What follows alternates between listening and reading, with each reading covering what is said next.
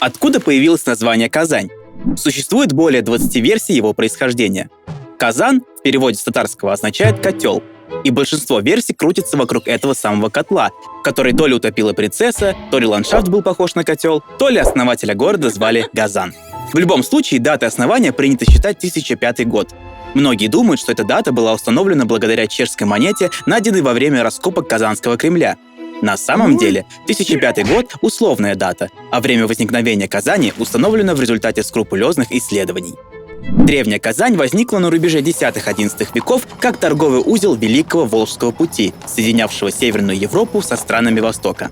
В это время она была небольшой пограничной крепостью Волжской Булгарии.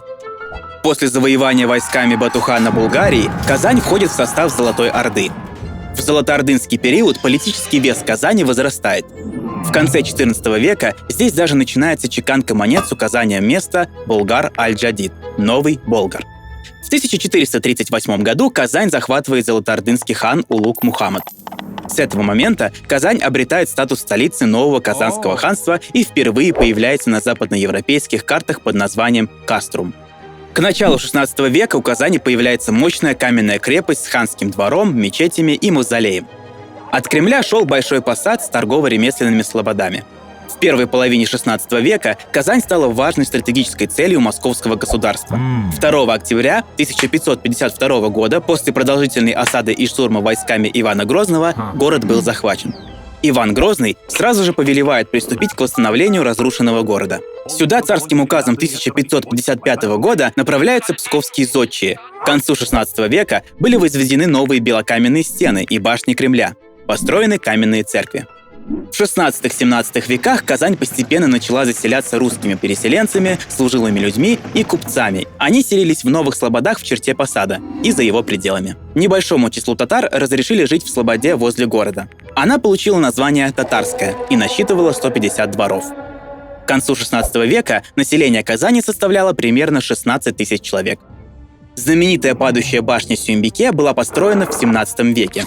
Вокруг башни ходит много легенд. Кстати, казанская царица Сюембике с этой башни не прыгала. Это миф. Она умерла в Касимове в 1557 году. В результате реформ Петра I в 1708 году Казань стала центром самой обширной губернии России. С Петром I связано появление и двух новых мануфактур – Адмиралтейской и Суконной. Более 400 судов русского флота было построено в Казани, а 1000 метров казанского сукна ушло на обмундирование российской армии. В 1767 году город посетила императрица Екатерина II. Она разрешила строительство на территории татарской слободы мечетей, доселе бывшей под запретом. Вскоре появились первые каменные городские мечети – Марджани и Апанаевская. В 1774 году Казань осаждает Емельян Пугачев. Весь город, кроме Кремля, оказался в руках восставших и был сожжен.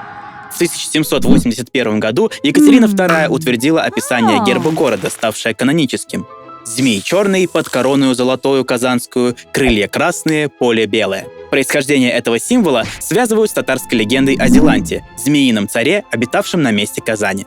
К середине XIX века население Казани превысило 60 тысяч человек, и город входил в десятку крупнейших городов Российской империи. В XIX веке в Казани развивается инфраструктура. На улицах появилось газовое и электрическое освещение, конка, один из первых русских электрических трамваев, городская газета, телеграф, телефон, водопровод. Большим событием стало открытие в 1804 году Казанского университета. Казань становится научным центром. Здесь в разное время работают Лобачевский, Бутлеров, Вишневский и другие.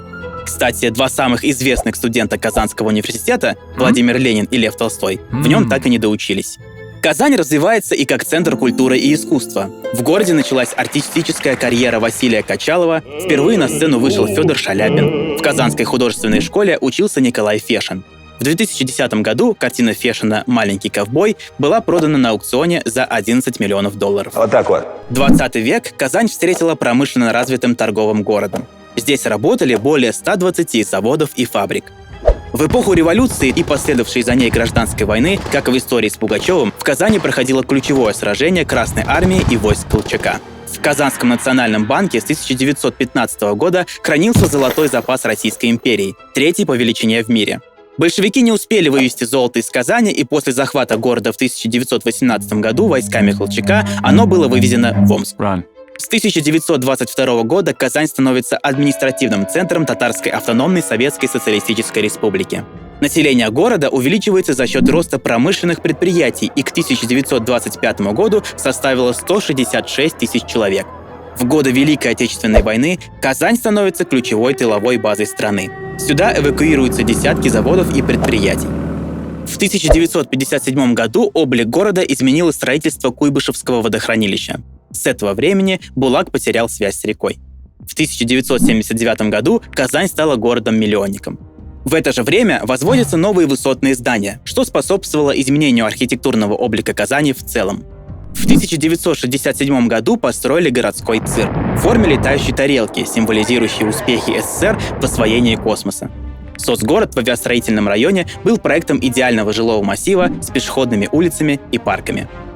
Современная Казань — это государственный и административный центр Республики Татарстан. В 2000 году ЮНЕСКО включил Казанский Кремль в список всемирного культурного наследия. В 1997 году началось строительство Казанского метро.